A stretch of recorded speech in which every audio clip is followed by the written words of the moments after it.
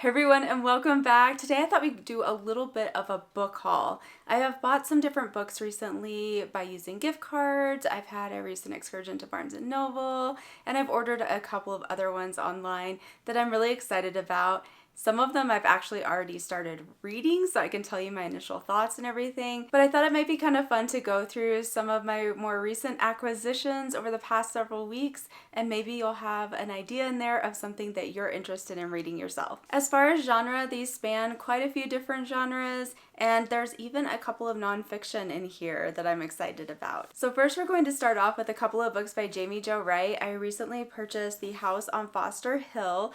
Now this one I already read, and I think this was either her first or one of the first books she wrote in her kind of more classic dual timeline setup, where we have a current story happening and then one set back in history that kind of feeds into that story, and the two have a bearing on each other. But I did already read this and I really enjoyed it. I think both of the timelines were really fascinating. There were some rather intense topics that were touched on in this, but it was such an amazing story, and it was really cool to see how everything wove together in the end. And another one that I got was On the Cliffs of Foxglove Manor. Now this one looked really interesting. On the back it says, Foxglove Manor would twist its way into your soul until one day it owned you, and it called to you, and it didn't cease haunting you until you came back. I'm really hoping to get to this one soon because it just sounds so intriguing, and the historical timeline is not too far removed from the Civil War time period, and that has an effect on the character that is in that more historical timeline. So very interested to read this. Another one that I got was Edge of Truth by Janice Cantori. Now I had pre-ordered this, so this is a new release for 2026, and I just received it a couple of days ago. This one looks like it's going to be really good. It says on the back, one case almost destroyed her career. Now the past seems to have caught up with her, and as a high-stakes game of truth and lies unfolds, someone's out for retribution at any cost. So this one is a romantic suspense, and it looks like it's going to be a fast-paced ride. Another one I got was The Lost Library by Melissa Coslin. I've heard amazing things about Melissa Coslin, and I've been really wanting to jump into some of her books. This one looks super intriguing. It's also kind of a romantic suspense, and it looks like the stakes are pretty high with this one. But it's a lost library. I want to know what's going on in this. I mean, anytime you have a library involved, that's intriguing in and of itself. A fantasy that I recently purchased is Shadow by Kara Swanson. I am hoping to read Dust, which is the first book in this duology. I believe it's just a duology this month. But I needed the second book because I want to be able to kind of jump right into it, right on the heels of finishing book one. I'm trying really hard to read my series books a little closer together because a lot of times I'll get into this pattern of reading one or two books in a series, and then it takes me forever to get back to it. And so I forget things, and I don't love that. It's harder to remember the original story and the different threads of the plot. So I'm hoping to read this fairly soon after reading Dust. And next I have a pair of books by Nicole Deese. The first one is All That Really Matters, and the second one is All That It Takes. These are both contemporary, and they look so good. Nicole Deese is one of those authors that you hear a lot around the community, and I have heard that her books are so amazing. I recently started the first book in her Fog Harbor romance series, and I'm loving it already. I'm only about a chapter in, but it's so good, and it has definitely hooked me, so I cannot wait to read through that series and then get to these books as well. And then we have a couple of books by Gabrielle Meyer. Gabrielle Meyer writes the Timeless series, and it's one of my absolute favorite series ever. So I've kind of made it a mission to search out all of her books and read pretty much everything she has ever written. One of those series that she's written is The Ladies of the Wilderness. So I purchased book one, which is The Fur Trader's Lady. This looks really interesting. And there are a couple more books in this series, so I'm super excited to start this and work my way through this series. And then we have another series that's brand new by Gabrielle, and I think she's going to be releasing 2 or 3 of these throughout the year, but the first one is out and it is called To Love a Lady. And this one says it's for fans of My Fair Lady, and it looks really good. This is the first book in the Dollar Princess series, and it says on the back, Kira O'Day has spent her life scraping by in the tenements, haunted by the mystery of her parents' abandonment.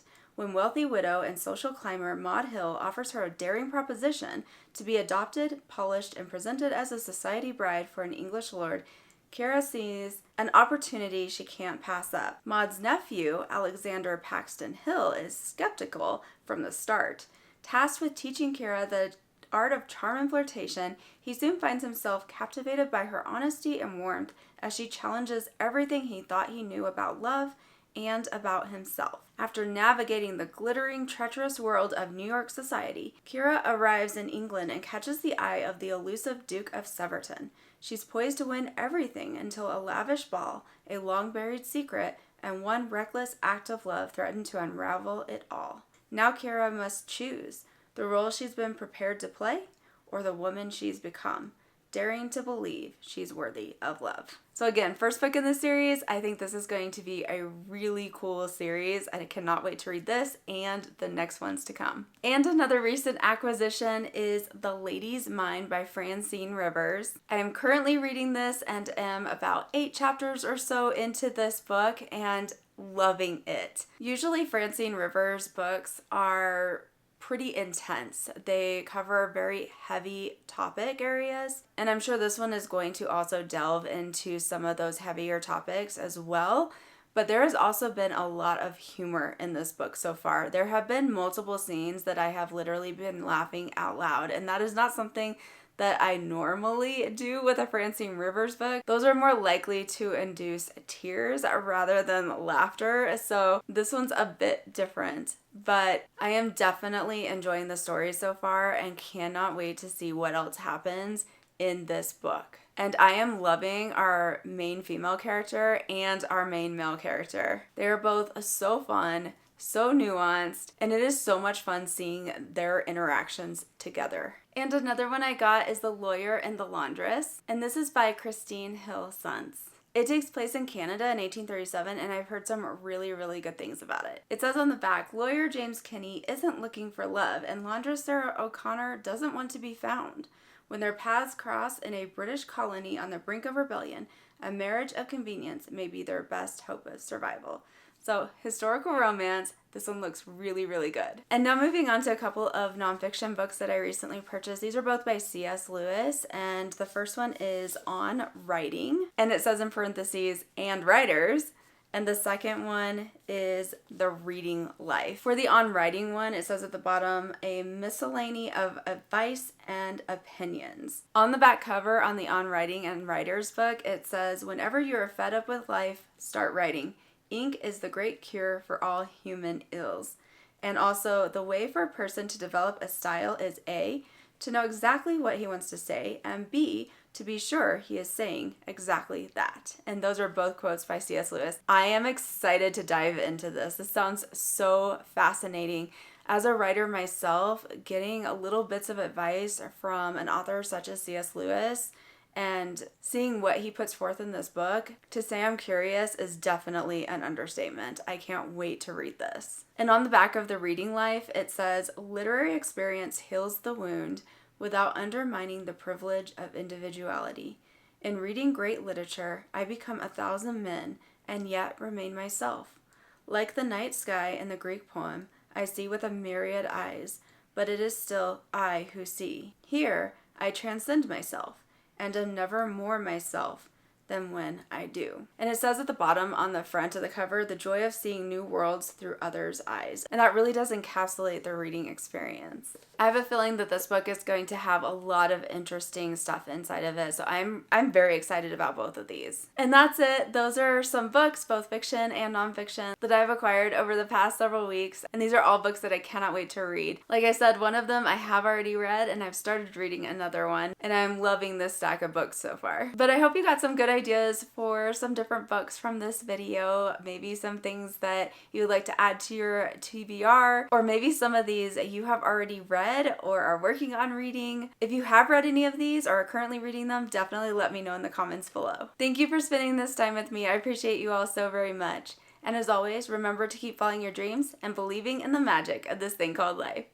Thank you so much for watching, and I'll see you again soon.